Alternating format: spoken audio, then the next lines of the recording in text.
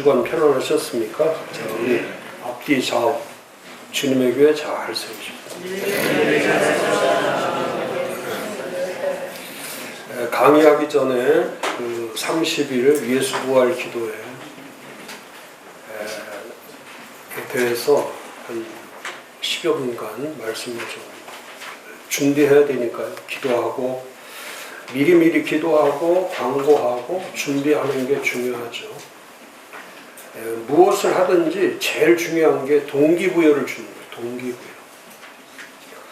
제가 작년에 컨퍼런스 할 때부터 그 목적 자체를 사도행전으로 하나 되는 한국교회, 사도행전으로 하나 되는 한국교회라고 하는 슬로건을 걸고 어떻게든지 한국교회를 한번 살려내보자.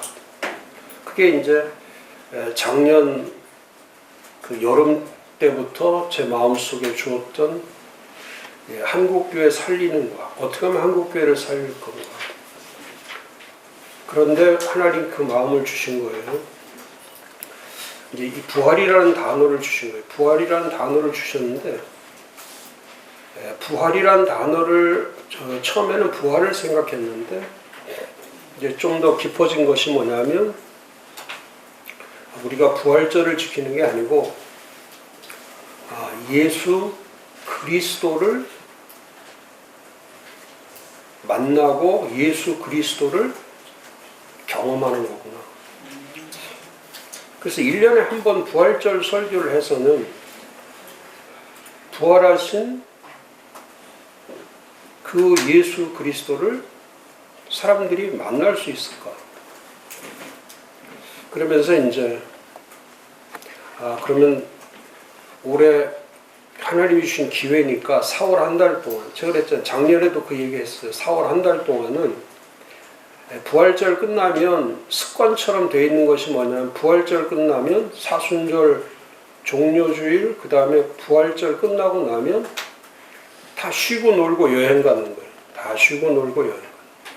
그게 아주 목사님들이 습관처럼 되어 있는 거예요. 또 성도들도 마찬가지예요. 부활이 끝나면 이제는 할 게 없다. 그러니까 쉬자. 그래서 이제 봄놀이 가는 거예요. 봄놀이 가는 거예요. 그게 아주 습관처럼 되어 있죠. 이대로 가다가는 못된 습관을, 이 습관을 잘라버리는 게 제일 중요하잖아요. 그러면서 이제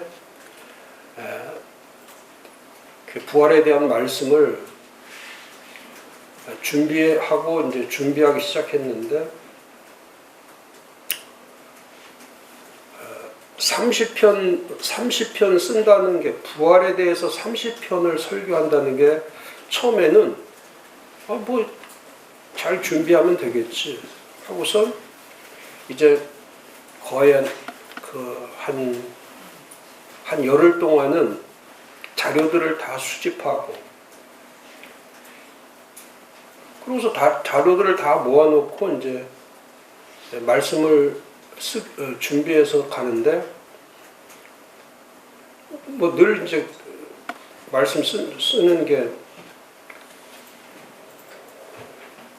잘 해왔기 때문에 별 문제가 없겠다 생각하고 이제 준비해 나가는데 10편까지는 썼어요. 10편까지.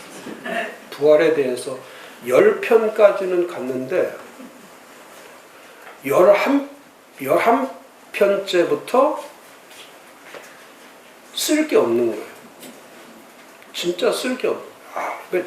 그 다음에 자료들을 봐도 우리나라 자료는 하나도 쓸 게 없고, 하나도 쓸 게 없어요. 우리나라 부활에 대해서 잘 됐다고 하는 것도 다 찾아서 한 100편을 제가 이렇게 놓고 좀 참고를 하려고 했는데,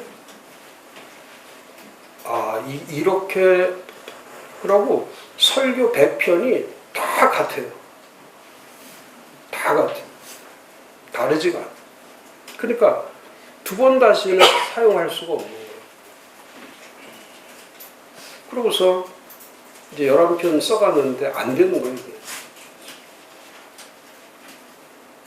그러니까 뭐 하루 종일 앉아서 한 줄, 두 줄 쓰는 것도 얼마나 어려운지 이게 안 되는 거예요. 그래서 할 수 없이 이제 준비하던 걸 멈추고 이제 기도하기를 시작한 거예요. 10편 정도는 썼지만 한 편 더 쓰게 해주십시오. 그러면서 이제 이렇게 참고하려고 했던 거를 접어버리고 성경을 내가 다시 봐야 되겠다. 야, 이 부활이 딸려가지고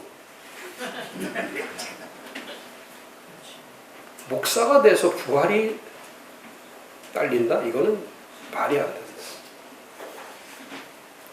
그러면서 이제 한 편 한 편 이제 써내려가는데 제일 힘든 게 뭐냐면 이제 그 부활의 그리스도를 깊이 경험해 나가니까 말씀을 하나하나 만드는데 계속 왜 막달라 마리아가, 왜 여자들이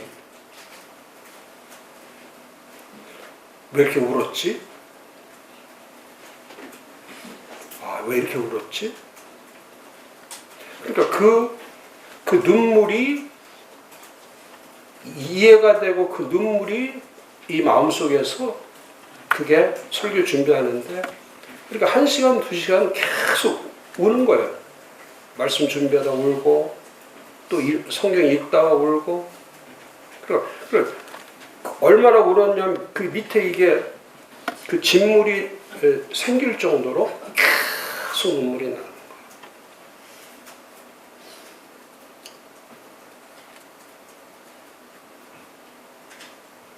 그러다가 부활하신 예수 그리스도를 만나기만 하면 이게 다 변화가 되는 거구나.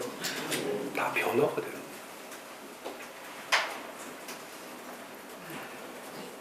그리고 이제 제 자신에 대해서 깊이 이제 말씀을 해 나가다가 이제 본문이 같은 본문이죠. 본문도 같은 본문이에요. 그리고 성경에 부활하신 예수에 대해서 설명해 놓은 게 하나도 없으니까. 그러니까 예수의 부활은 설명 불가예요. 설명이 불가한. 왜냐하면 설명해 놓은 게 없으니까. 그냥 그 부활을 전한 것밖에 없으니까. 그러니까 설명해 놓았으면 그 설명한 거를 공부를 하면 돼. 스터디를 하면 돼. 근데 성경에는 예수 부활을 그대로 설명해 놓은 것이 단 한 절도 없습니다. 그러니까 우리 설교, 제가 한국 목사님들의 설교를 폄하해서 제가 써먹을 수 없다는 얘기 아니고 한국에 나온 설교들의 모든 특징이 뭐냐면 이 부활을 설명하는 거예요. 이 선포를 안 하고. 그러니까 자꾸 설명한다는 것은 뭐냐면 이 설명한다는 것은 이게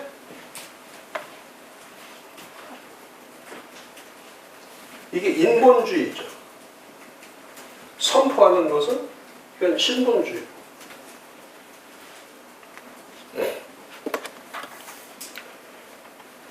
그러면서 만나서 그 다음에 사도들이 했던 걸 보니까 사도들이든지 120명 안에 들어있던 그 사람들이 하는 게 뭐냐면 그 다음부터는 사도행전부터 사도 바울이 쓴 모든 그 말씀들 전부 다 뭘로 되어 있냐면 다 예수 그리스도에 대해 사도 바울이 잘했던 게 또 하나 이번에 제가 찾아냈는데 사도 바울이 부활을 설명한 적이 없어요.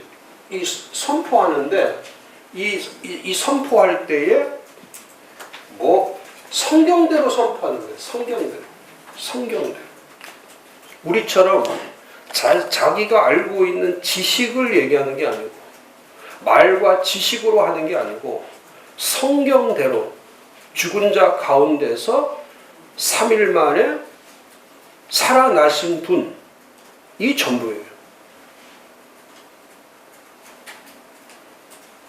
그럼 우리가 부활을 설교할 때 목사님들이 성경대로 선포하고 있냐, 성경대로 전하고 있느냐, 이 부활을 다 하나하나 뜯어서 이 부활을 자기식으로 설명하고 있는가. 그러니까 부활의 목격자가 없잖아요. 부활은 일단 목격. 빈무덤에서 나올 때, 빈무덤에서 그리스도가 될 때 아무도 본 사람 없습니다. 아무도 못 봤습니다.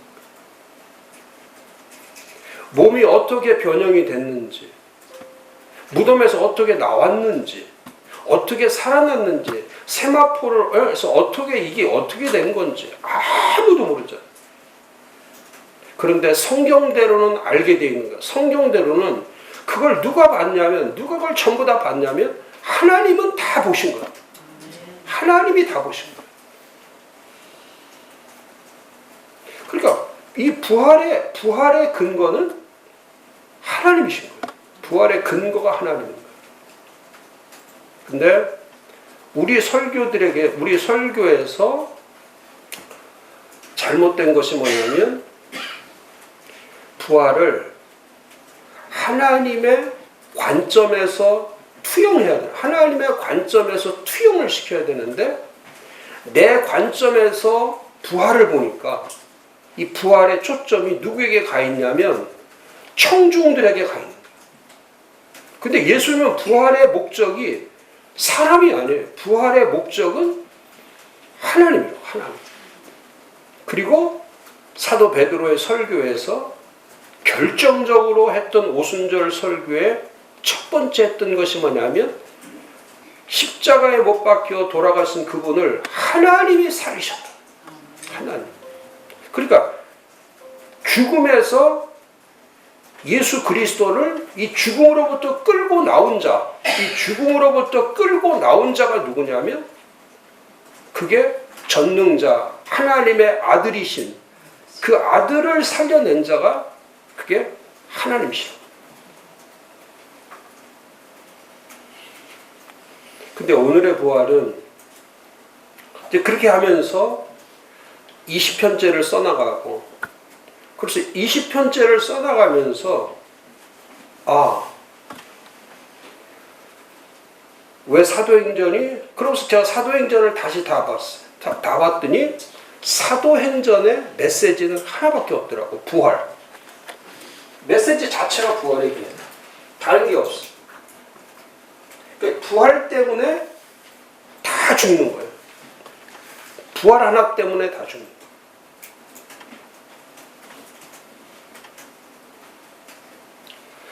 그러니까 이 부활이라고 하는 것이, 부활이 만약에 제가 그것도 써놨지만 사도 바울의 표현이지만 만일 부활이 없었다면, 만일 그분이 부활하지 않으셨다면 다 헛것이죠. 다 헛것이죠. 그분이 부활하지 않으셨으면 탄생도 헛것이고 십자가 사건도 헛것이고 모든 게 다 헛것인 거예요. 자, 지금도 마찬가지예요. 부활신앙이 없으면 모든 게 헛것인 거예요. 모든 게 헛것이에요. 아무것도 쓸만한 게 없는 거지. 부활이 아니면 아무것도 쓸 것이 없는 거예요. 그리고 나서 이제 마지막 28편째, 29편째 마지막 쓸 때는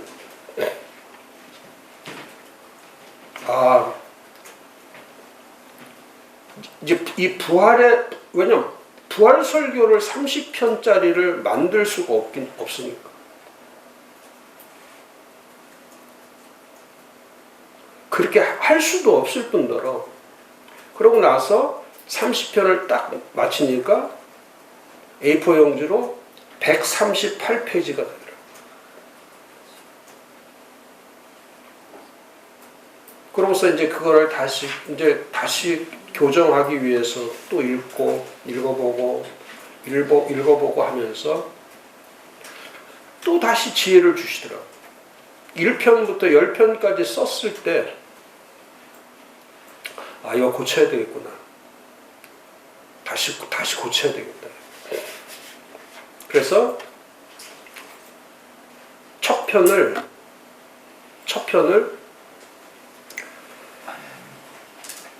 시작부터 기도하자. 부활이 시작되기 위해서는 가장 중요한 것이 기도하는 거예요. 기도하는 거예요.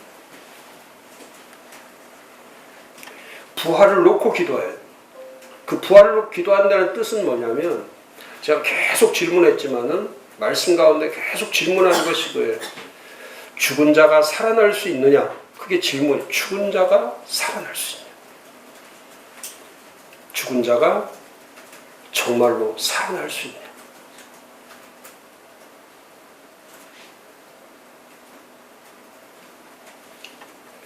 그 질문에서 답이 나오면, 그때부터 모든 게 사는 거예요. 모든 게 사는 거예요. 예수의 부활은 모든 것의 시작이기 때문에, 모든 것의 시작이에요. 부활이 안 되면 끝나는 거예요. 그냥 끝나는 거예요. 거기서 더 이상은 아무것도 시작되는 게 없어요. 사도행전의 시작이 부활이 있기 때문에 시작이 돼요. 부활이 있기 때문에. 그러니까 예수님께서 부활하시고 살아나셔서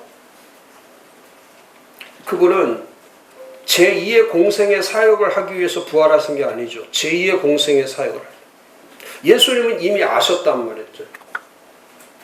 마태복음 16장에 교회 말씀한 다음에 교회 말씀 끝나고 나서 첫 번째 했던 말씀이 뭐냐면 21절에 그때 죽으시고 부활하셔서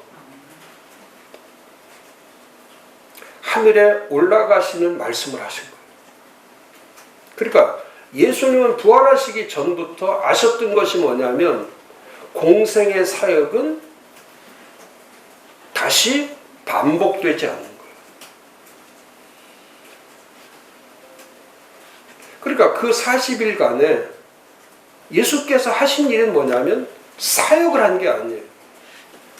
부활을 다 모든 사람 앞에 부활을 현현시킨 거예요. 부활이 나타난 거예요. 부활로 나타난 거예요.